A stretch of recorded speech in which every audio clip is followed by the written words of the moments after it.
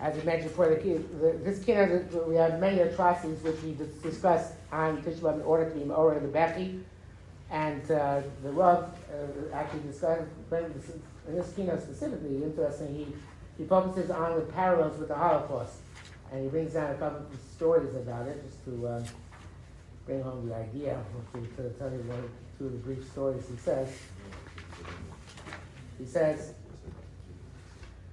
after they're being tied, like Charles Susim Porchim, after being tied to racing horses. This phrase is allusion to the story by the mention by Miriam Bas Basis.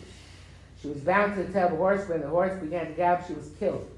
The atrocity was perpetrated not only 1900 years ago, but in our own time as well during the Holocaust. In fact, it happened to a cousin of mine, Yisroel Blixit, whose father was Rabbi Hertz Blitzin, and whose mother was the daughter of Ohaiv and Gris. I knew Yisroel. He was slightly younger than I very well. He was a righteous person and a great scholar. When the Nazis conquered Warsaw and found him and his wife, it was the first week after their wedding.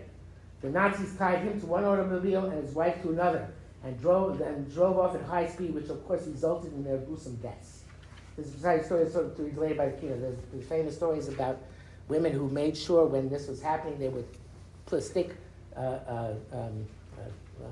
safety pins in their dress and in their flesh in order to make sure that at least when they're going to their death, they should not be in a situation of not sneezing.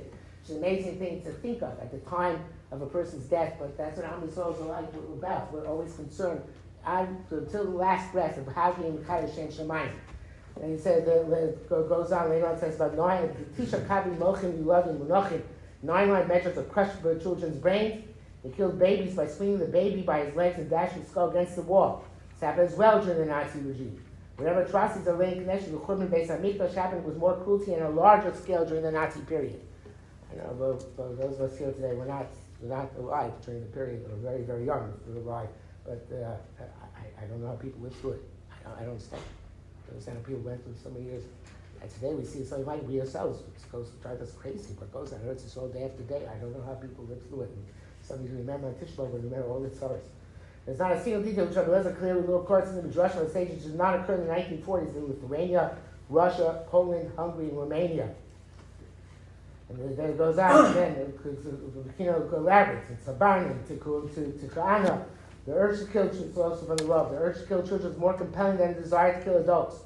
From the viewpoint of the psychopath, this type of killing satisfies the psychopathic urge to a greater degree. The murderer sees the future of the people and the children and wants to destroy the future. Once children were killed, the future is destroyed. Similar nefarious strategy was implemented during the Holocaust. The children were taken away immediately, even before liquidation of the ghettos. Gabbai describes this, how always the Nazis first killed the children. And they said they're not workers, so we're just going to kill them immediately. There were not many children left by the time the adults were sent off to Treblinka, Auschwitz, and Buchenwald. Children had already been exterminated behind the Nazi stars liquidate the middle-aged and elderly. The psychopathic desire to kill children is identical to what happened during the Churban Beis HaMikdash. They first killed the children and then intellectuals. Killed the intellectuals among all the nations, but killing children was a special privilege they bestowed upon the Jewish people alone.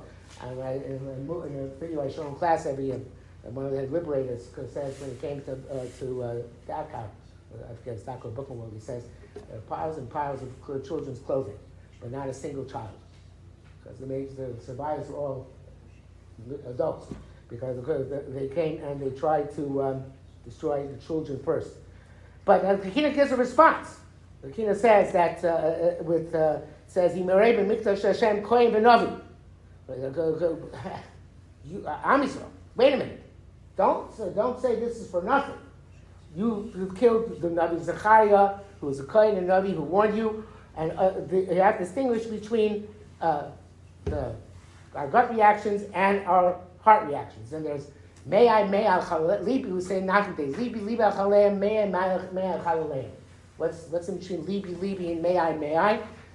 Libi, you can understand. There's Bina is Balei, you can understand things. But there's May al Chaleim, which is impossible to understand. And on Tisha B'Av, we have both evidence. First, this kind of focuses May al Chaleim. How can we understand? We can't understand, which is going to be more. And the Avelis itself is something which is something we focus on. But later on, and getting to Kinnos later on, we get later on today also, we start focusing, okay, we have to understand what exactly we did wrong. And the Beis HaMikdash is, and what we're missing is, and Baruch says, listen, who didn't accept the Chacham. The Chazal say, well, Chorban Yisrael Hashalom Hochichu Zeh. They didn't murmur each other. Lo Chorban Yisrael Hashe Bizu B'Tamid Chachamim. They were invited to who came to be mochiach them. And Mida connected Mida, we lost the Beis Hamikdash. So Kinnah was part of that as well. And the Sweet Age says, so the Am Yisrael, rugged individualists. The only thing which really unites us is the Beis Hamikdash. And that's what's important, that even the Churban, the Beis Hamikdash is what unites us.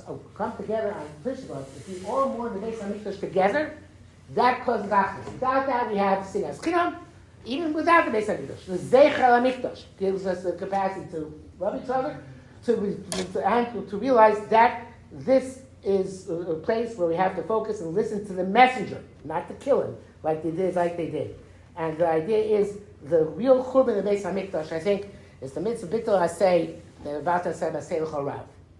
And the mitzvah say Basei L'Chorav is that everybody needs to look for guidance. The Kohanim, the Nevi'im, the Beis Hamikdash, the Balei Eitzah, Talmidei Chachamim, the Sfarim, which we have in Am Yisrael, all things which Akadosh Baruch Hu says, listen, I'm telling you what to do.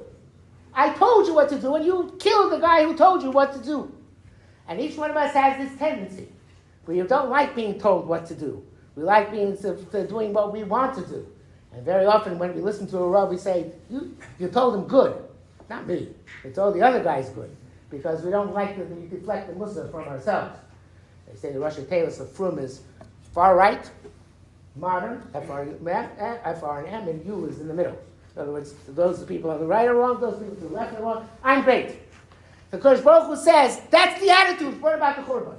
That you didn't have a Rav. You didn't try and learn. So yes, there are terrible things. But libi alchem also.